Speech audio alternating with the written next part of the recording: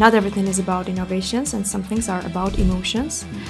And this product evokes emotions, evokes nostalgia, and reminds people about the old iconic boombox. But actually it has innovation in it as well, because it's not just the old boombox, it has some new features in it too.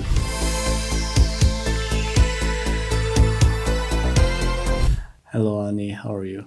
Hello Arthur, fine, and you? Fine, thank you very much. Thanks for agreeing to coming our podcast today. And we do would like to dive deeper more into one of the recent cases that was pretty good success on Kickstarter, the BB-777. And you mentioned the S1 part, right? Yes. So there is a lot to dig deeper and to understand how things worked. And I have a lot of questions personal to you about this campaign. Let's start from the very beginning. The project came. It was not kind of innovation that you usually worked with. How exciting was it? Not everything is about innovations, and some things are about emotions. And this product evokes emotions, evokes nostalgia, and reminds people about the old iconic boombox. But actually it has innovation in it as well, because it's not just the old boombox, it has some new features in it too. And we presented it in social media. Perfect. So what does the representation in social media meant in this case? Because it used to be a different kind of product with the same brand, let's say, for about maybe 30 years ago. And now you were giving a new life to that product again. One of the most important things was considering what people want in this case, what our target audience wants, what our followers want. And these were people who were basically children in the 80s, and they wanted this product. Maybe some of them had this product in the 80s and some of them didn't have. And this was a great chance for them to make their dream come true, to make them remember what they had or what they wanted to have. And we addressed everything with our content. And one of the most important things that we did was involving the founder, and founder was deeply involved in our content creation process. And founder is also buyer persona, target audience, because he's from that generation and he also wanted to have a boombox like that in the 80s.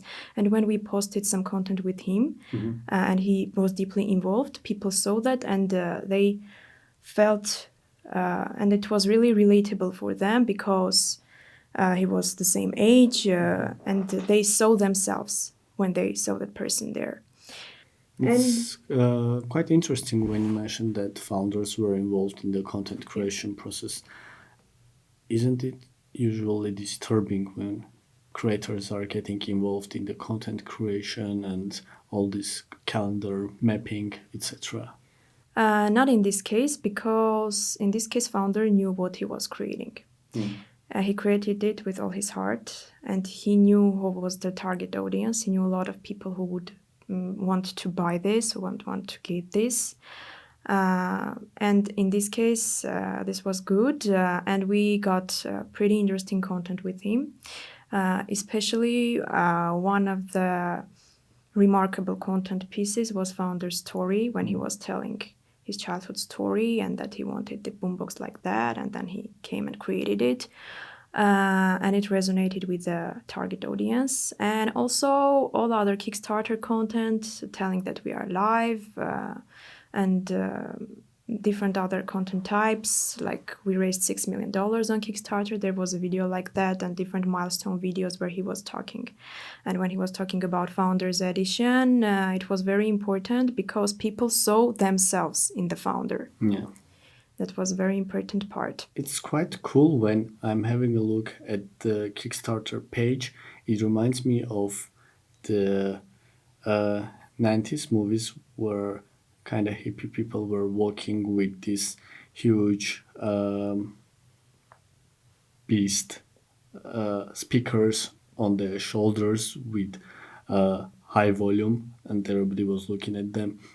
Was it how the content was created this time as well? It Was the was vibe the same? It was partially the same vibe, and one of the most important content pillars was the emotional content pillar. And there was content like that, hip hop, people dancing, music, 80s vibe. But we had other content pillars as well and other types of content so as to address different questions and different pain points of our target audience. So, the target audience were people, as far as I could understand, older than 50 years, right? Are they heavy social media users? It depends on the platform. And many people are on Instagram. It might surprise, but yes, they are also in Instagram and also Facebook. Facebook is one of their main platforms where they are active. And that's why we were active there. We posted even in Facebook groups, in Facebook communities, which might seem something old in some cases, but in this case, it was actually very relevant. Yeah, that's to what they Facebook. are doing to sell their old stuff on Facebook groups. And we were asking people questions about boomboxes, which was giving us important insights about the project. Let's talk about those insights. What important insights can usually people get from social media platforms? Because usually people think that cool insights are coming from analytics or those are coming from, different kind of deep analytical platforms that they are using.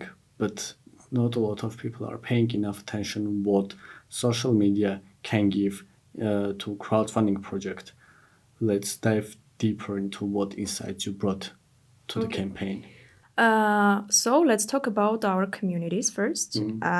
We had Facebook groups, not only our groups, but also Boomboxx related and Bumpboxx related different groups. There were also WhatsApp communities where there were more than 2,300 members who were waiting for the launch, and also Reddit, subreddits different about boomboxes, about cassettes, where we were doing postings and community management. Let me talk about each one in detail. First, let's talk about WhatsApp, because our team worked pretty well to gain a lot of people there, more than 2,300 people in communities. And one of the most important things was that our founders also were involved. They were doing postings and their employees. This was a great example of employee-generated content, which worked pretty well and showed that people feel much closer to the brand when the employee or the founder does postings there. Just a quick question here. When other people out of your managerial range are posting, are they kind of confirming with you, or how is the managing process going here? Because if you're responsible for the content as social media manager, and does not matter whether it's the founder posting or other teammates are posting, is this going well with your plan, or how are you managing this process to tell, for example, don't post this is old, it's not going to work, this kind of stuff? We discuss together what can be posted there. And we also have our plan, social media plan. For example, for WhatsApp, we decided that on different dates we post different messages. And they already know that this kind of content is going to be there. This update is going to be there, so they don't need to post about it second time. And there are some kind of content types that they tell us about, and or for example, we tell them if you post something like this on WhatsApp, it's going to work pretty well. And so they post there. Sometimes maybe they can decide to post on their own, but mostly we discuss together, we collaborate, and we get what we want. And especially it's important for them to post on their own, in this case, because it's more natural. So from founders, we got on the pages things like factory updates on WhatsApp communities or different product updates, project updates. And from our side, we were doing Kickstarter updates about different offers, that we are live, different news. And so our collaboration worked pretty well because people got information from our side, Kickstarter related information, and from founders they got direct updates about the product as they were working directly with the product. And this kind of employee generated content worked well. in WhatsApp, in Facebook groups, and also in Reddit. Yeah, cool. So you talked about WhatsApp. What about other platforms that performed? I'm mostly curious about Reddit because it's not very common to use Reddit as community, right, in crowdfunding. Yes. In this case, we were doing postings in Reddit not to convert people directly, but to get some insights from Reddit and to understand what's happening there. And in this case, there were people, for example, they were asking why should they get this new boombox if they can get a vintage boombox. And that's a pretty valid question. And so what we understood after that is that we should also talk about features because this is not the old boombox. With all respect to the old boombox, it was a really cool product, but our product looks like the old boombox, but it has really cool new features as well, which makes it innovational. For example, 270 watts of power, which makes it sound pretty cool and loud. And so we had to address this. We had to make content which will talk about its features too, so people will understand this is not just the old product, this is the old product with new features. One of the most important insights that we got. Reddit was to analyze and to gather some kind of insights about the project. Mostly yes, and not only Reddit, also other platforms. On Facebook we were doing postings, we were making this product more popular there in different boombox related communities. And not only we were doing that, because there were people from third-party accounts who were also doing postings and talking about the product, and we were analyzing all this information to understand what's going to happen. Yeah, it's very nice. So to summarize, we have WhatsApp for the community, like in general, to post some kind of updates and keep them updated about the project itself. Then we have Reddit to gather some kind of very authentic insights. Then we had Instagram and Facebook for the usual postings, Facebook groups to kind of use for brand awareness right there to and gather again insights. So these were the four main platforms that you used for the campaign. We also had videos on YouTube. We were posting there, which was also important because our target audience spends a lot of time on YouTube as well. So it's very important to discuss here how the time needs to be managed because they are completely different platforms, and as far I could understand, in all of them you were posting different kind of stuff. So you were not posting something on Instagram and posting the same thing on YouTube, right? Mostly not. Maybe there are some content types, content pieces that are repetitive. But for example, you cannot post on YouTube on Instagram a 30-minute video. You won't post that. Or there were some long videos, content pieces that were on YouTube, horizontal format and vertical format on Instagram. So you should understand what and where to post. And this was also important because founders were also providing some content because they had the ready sample to provide content. And we got some pretty cool examples for all platforms. For Boomboxx, what did you really need from your side as a SMM manager? Need from my side, What were the goals that you were trying to achieve? Was it like conversions or to raise the awareness or to inform people? Conversions were our main goal. But also we were working on raising awareness because Bumpboxx is a popular brand, and so we needed to do everything according their brand, so everything could match pretty well. Yeah. What content type worked the best? We had different content types that worked best. Also, I would like to mention that our organic social media brought more than 100,000 conversions without spending any dollar on it. Yes, it's crazy.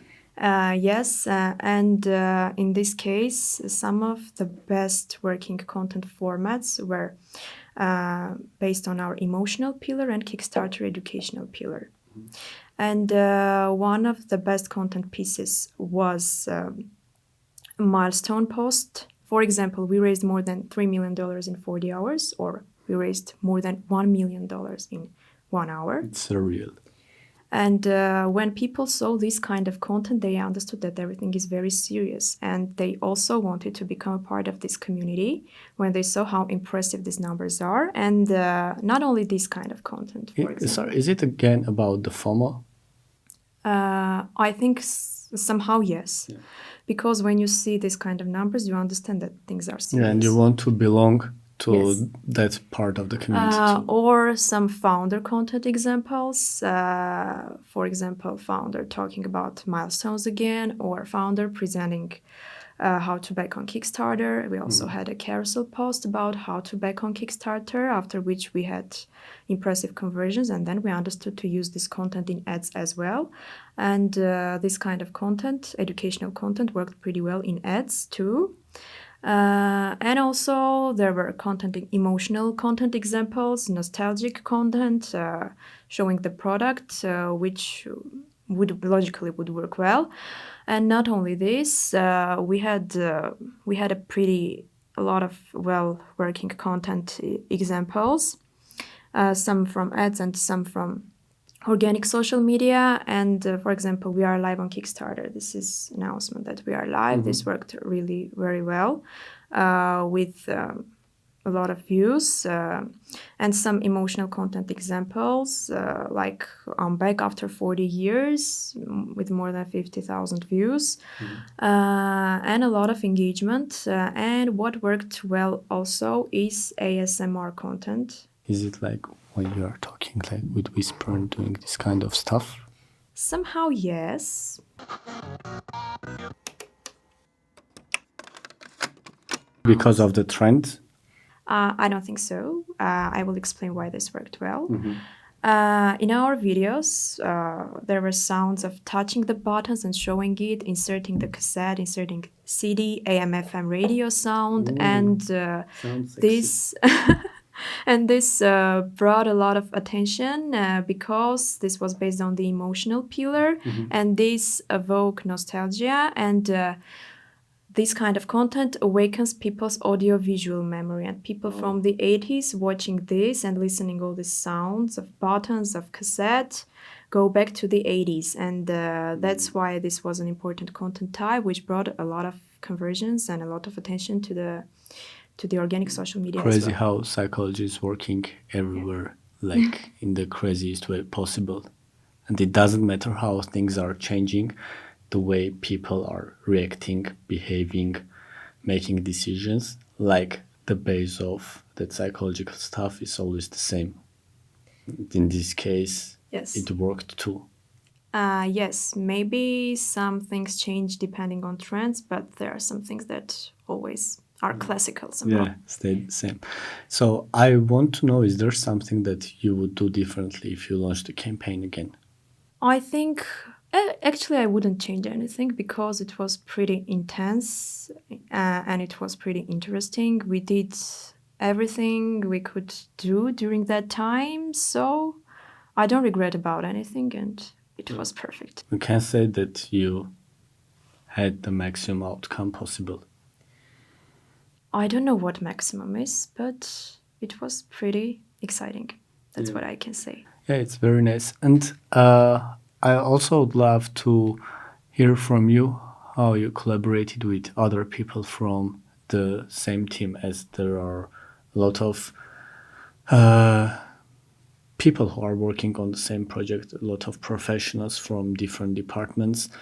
Were you strongly collaborating with any of them, or were you kind of separated and doing all your community stuff?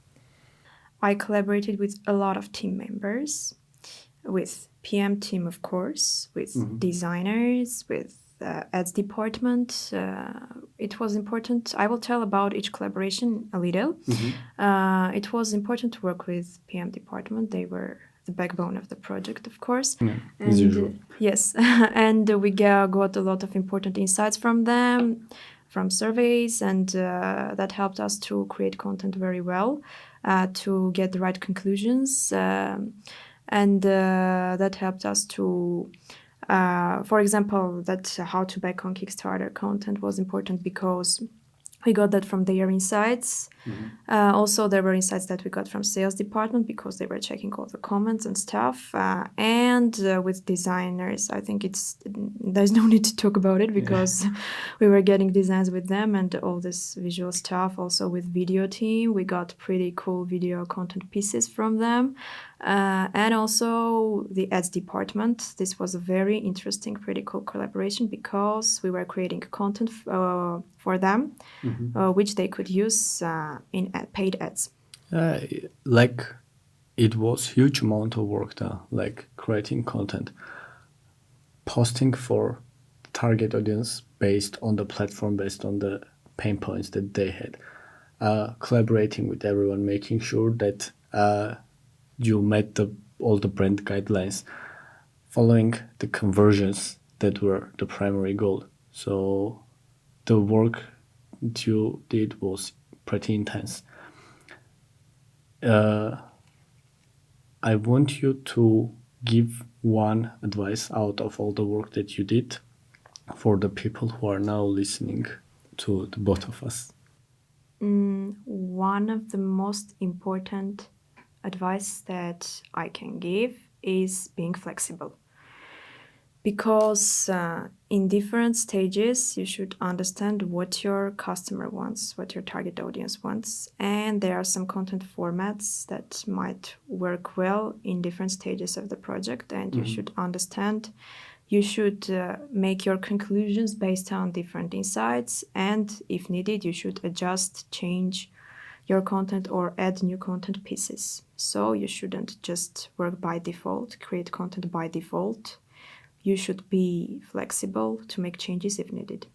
Okay, perfect. Thank you very much. Is there anything that you'd love to add as we need to wrap it up? I would like to share some interesting insights from the pages, and I think that would help make conclusions and also would inspire other specialists to work on their social media.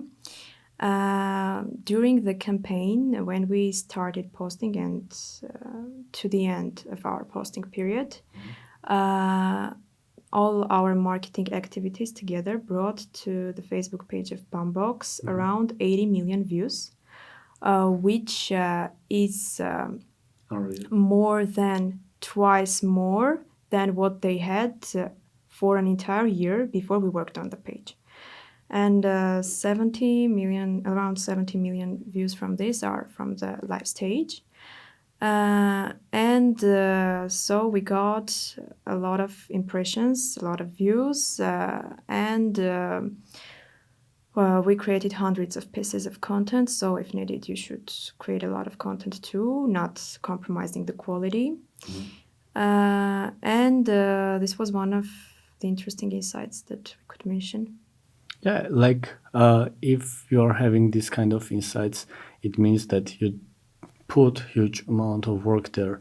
What was the main challenge in this case? To get to big numbers, you need to run through the challenges as well. Yes. One of the most challenging things working on the project was the amount of people, the huge audience.